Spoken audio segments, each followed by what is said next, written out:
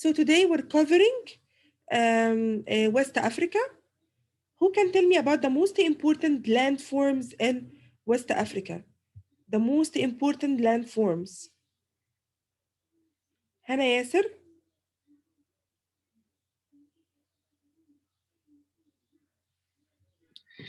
West Africa has major mountain ranges, and it has also the land of West Africa is a mostly rolling plateau and slopes to sea level on the coasts.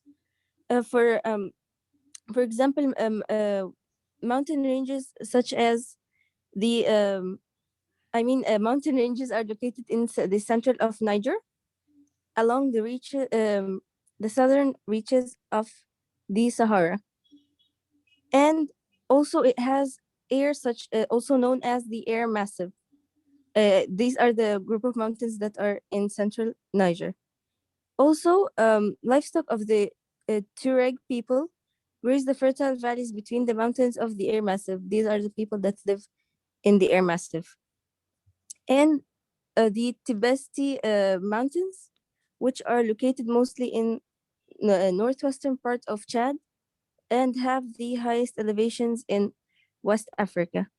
Its highest peak is the Emi Koussi, which was an active volcano in the past, but now it has extinct, and it's standing to 11,204 feet or 3,415 meters above the sea level.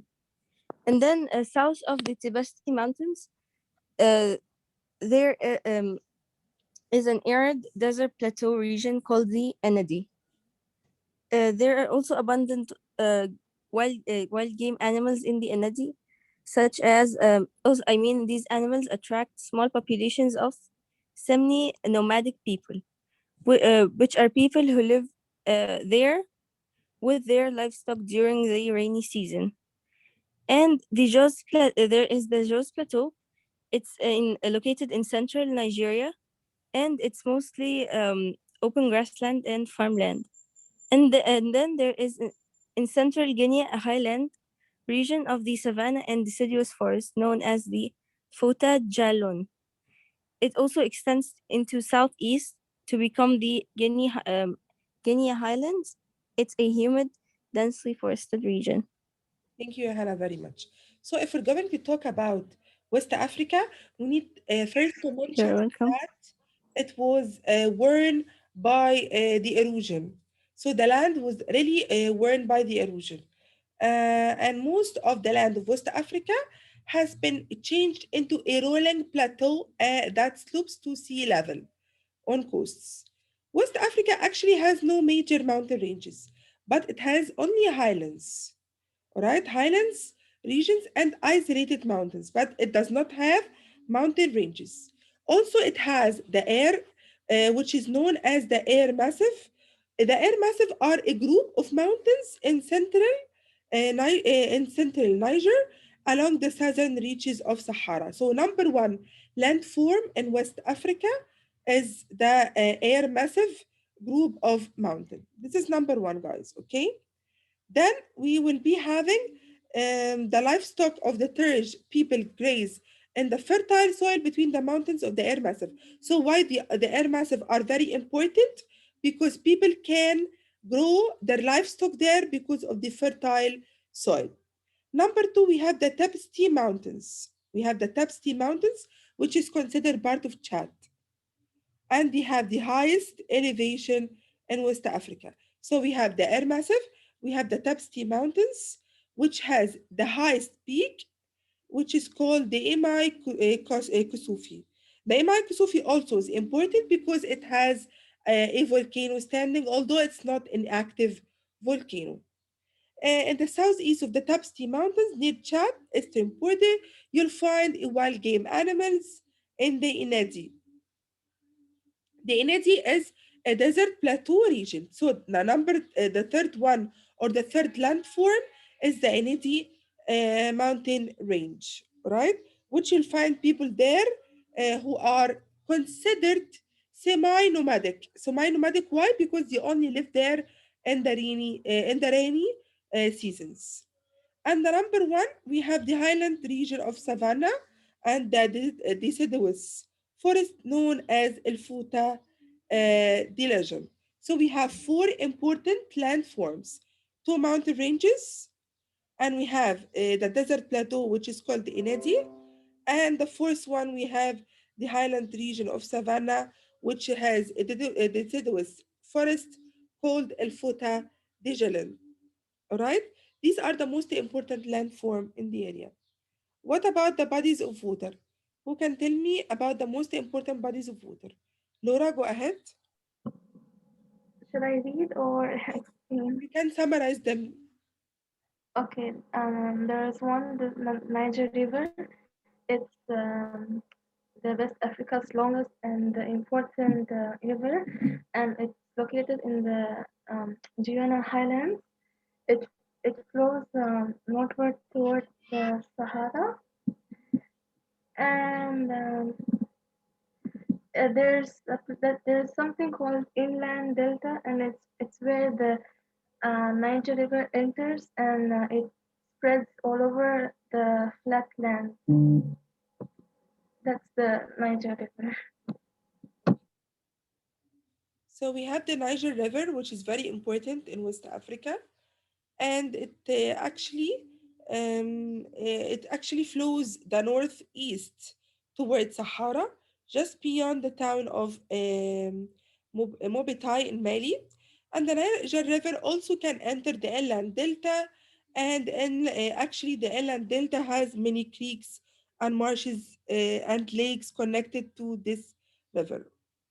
But during the rainy season, areas flood completely. But in the dry season, however, the water recedes, leaving fertile farmland. So, although it has floods during the rainy season, but it leaves behind a fertile soil during the dry season.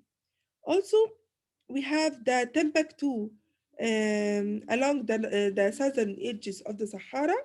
The island delta ends in the river and return a single channel as it flows through the Niger and Nigeria, and it joins most of the most important tributary, which is the Bueno River.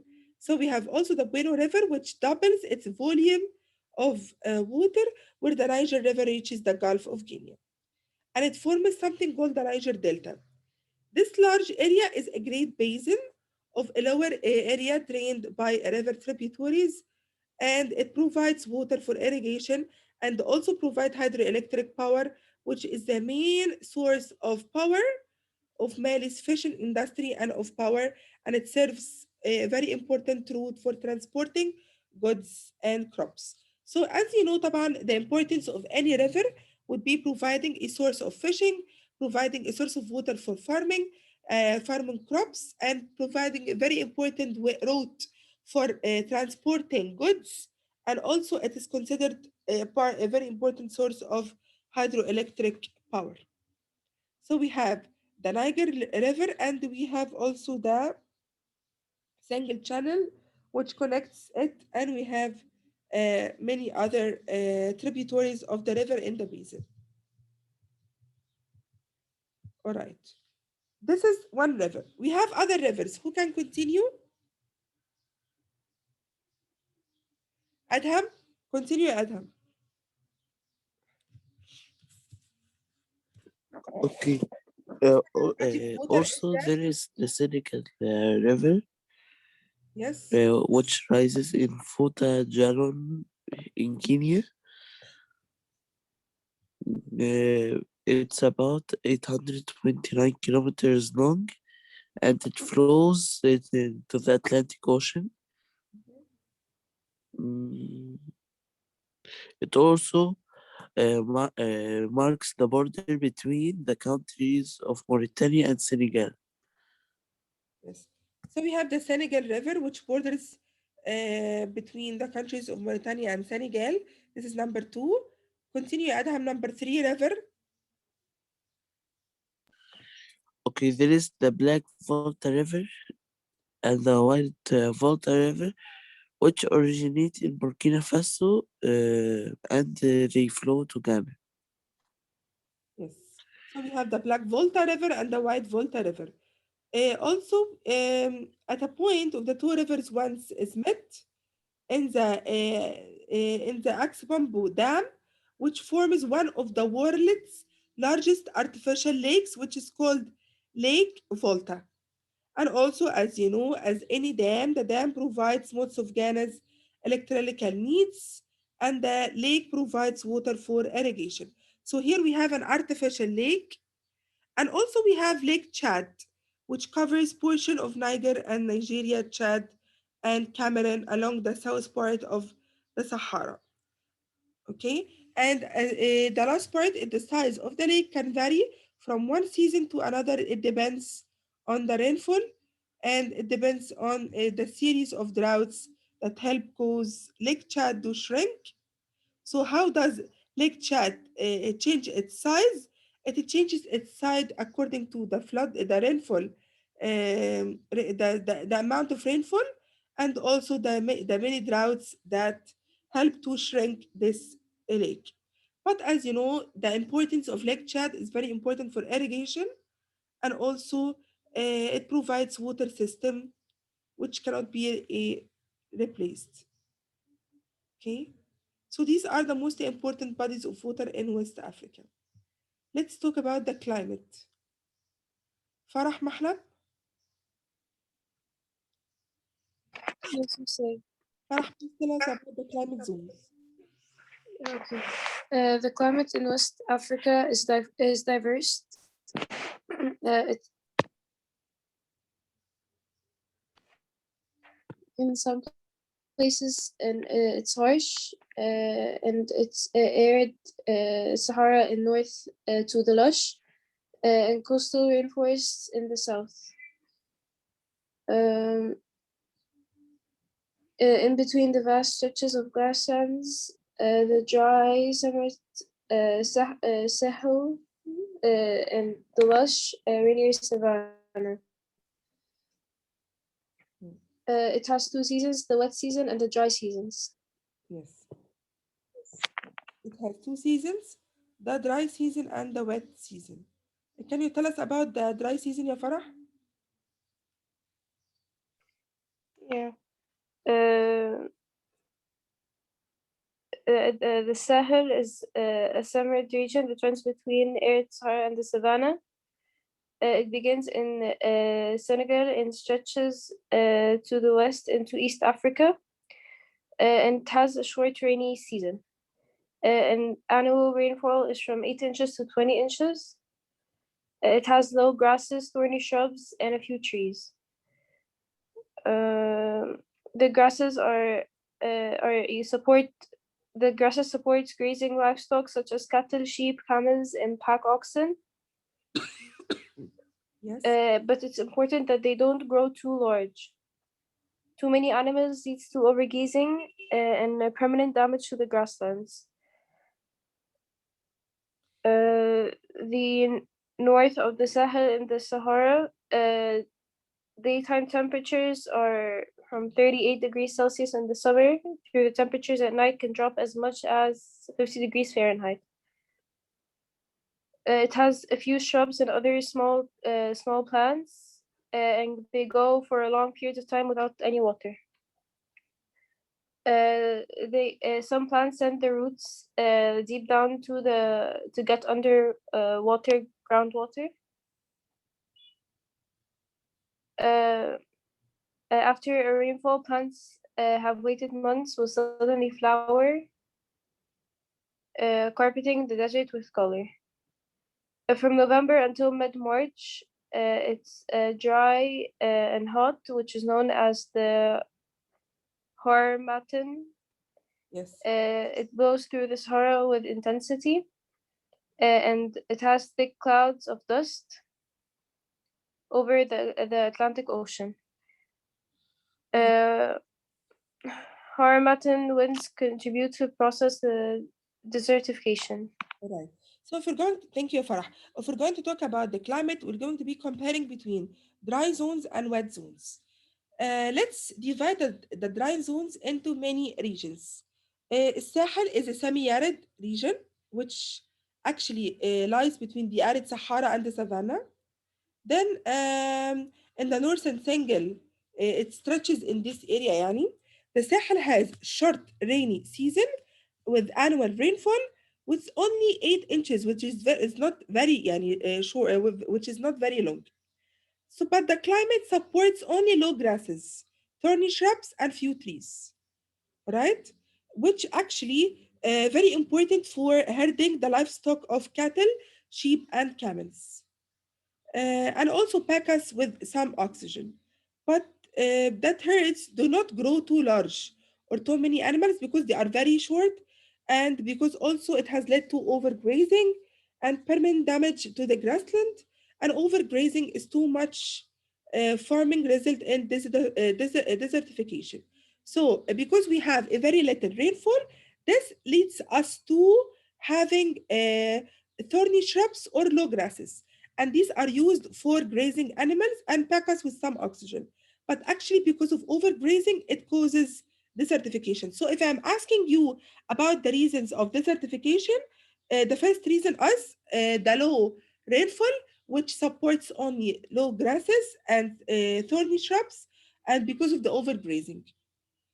Then we'll move to the daytime temperature, which often very high in summer, and it actually also supports small plants, and it doesn't يعني, go along periods without water, but sometimes they depend on the underground water. A second thing, which is from November till the mid of March, the area is very dry and very hot. Why? Because a very important wind called the Harmattan. Harmattan is like El Nino in Australia. Remember El Nino in Australia? Harmattan is also a kind of wind which is blow in Sahara with intensity, and it carries thick clouds of dust, right? And it can extend to hundreds of miles over the Atlantic Ocean, which causes or contributes to the process of desertification. This is the dry zone. Anyone want to ask any question about the dry zone? طب Hannah Hani, can you tell us about the wet zone? Hannah Hani. Yes, miss. Wet zone is located in the south of the Sahel. Yes. Rains are many and it have the savanna life. We know about the savanna. It have two seasons: the rainy and dry season. The rainy season extends from April to September, and the rest of the year is dry. The rainfall between 31 inches and 59 inches. Annual rainfall can be as 20 inches. And the activities is difficult because much of the rain there. Yes. So the wet zone actually rains more. That's why we call it the rain zone, but actually it has two seasons, the rainy and the dry. The rainy season usually extends from April to September, and the rest of the year is very dry, but the annual rainfall يعني reaches more than 31 inches, which is يعني longer than the first one, and can reach to 51 centimeter, and which makes human activity actually very difficult because the rest of the year is very dry. Okay. This is about the climate zones, the wet and the dry. Here it can come at the form of comparison. You can compare between the climate and the wet zones. Let's move back to the resources. West Africa actually has many resources, but actually it lacks the money to develop these kind of resources into industries. Let's find out about the resources, such as the energy resources and the other resources that we have in West Africa. Okay, Uta, can you tell us about the energy resources, please?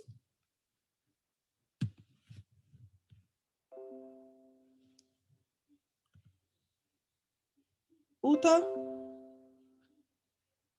Uta's not here?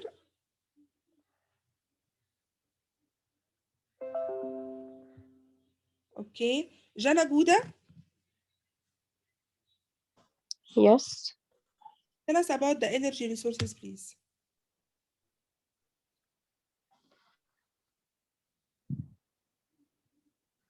Um, Nigeria is the biggest region of petroleum. It was ranked in the top 10 in the world, producing oil, and the rate was almost 2.5 million barrels per day. Um, the petroleum industry has not been as quick to beat the top the country's vast natural gas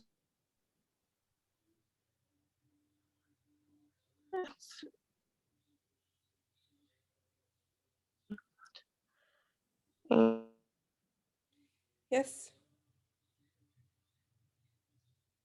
Yes, Jana, continue. I guess Jana has a problem with the sound. She's trying to communicate. Okay. and Penang, Ghada's main resource of electricity. That, okay, thank you. Okay. Laura, go ahead. Please tell us about the energy resources. Yes, sir. In Nigeria, biggest producer is petroleum. Uh, okay. Thank you, Jana, because your internet is lagging. Should I continue? Yes, please. So in Nigeria, the biggest producer is petroleum, and in Chad, they have oil fields in the north of the Lake Chad. Also, Benin has offshore oil fields. In Ghana, the oil is really expensive. The main there are two sources of the electricity dams in Ghana, which is the Volta River, sorry, and the Akosumba Dam and the dam at Kepong. And the organization for the development of the Seagull River is made up of several countries of the region, and the Senegal River, it provides half of the energy used in Mauritania today, and hydroelectric power is important uh, to the energy that's needed in Togo and Nigeria. Thank you, Laura, very much. So actually, if we're going to talk about the energy resources, we'll be talking about the region biggest producer of petroleum. It ranked among the top 10 of the world producing oil, and barrels, actually it produces like 2.5 million barrel per day. The petroleum industry hasn't been as quick to tap, but the country's vast natural gas reserves. So we have petroleum and we have the natural gas. We have in Chad oil fields, especially in the North Lake of Chad, and we have the offshore fields, right? Also, Ghana's main resource of electricity are the two dams on the Volta River, the Aksabombo Dam and the dam of Kibong, and the Organization for the Development of Single River, which is made up several countries of the region, manages the river's resources, including طبعا hydroelectric stations, and provide about half of energy used in Mauritania. And hydroelectric power is very vital to meeting energy needs in Togo and in Nigeria. So mainly the resources are based on petroleum, natural gas, and the hydroelectric power from their rivers.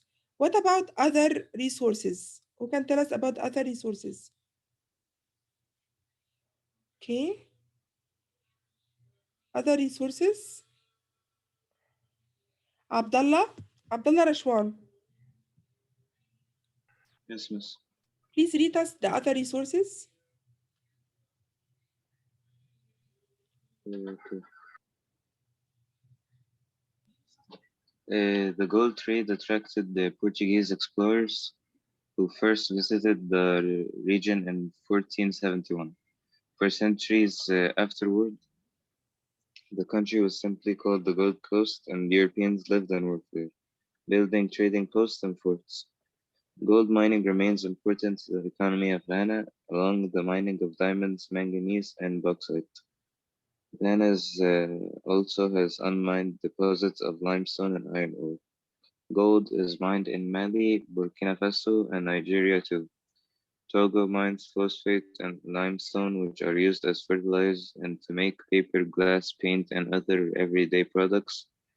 Togo also has promising gold deposits, but so far no gold mining industry. Niger has a salt mining industry in addition to its important gold industry. Mali also mines salt and limestone, but many of Mali's mineral resources are untapped. These include iron ore and manganese, which are important in making steel. Mauritania mines copper and iron ore, but many of the iron ore deposits have been depleted. Nigeria mines iron ore, tin, limestone, and small quantities of other minerals. Burkina Faso is one of the world's leading sources of manganese. Benin has deposits of iron ore, limestone, chromium ore, gold, and marble. Benin is a leader in the production of hardwoods, but most of the rainforest where this wood comes from has been cleared.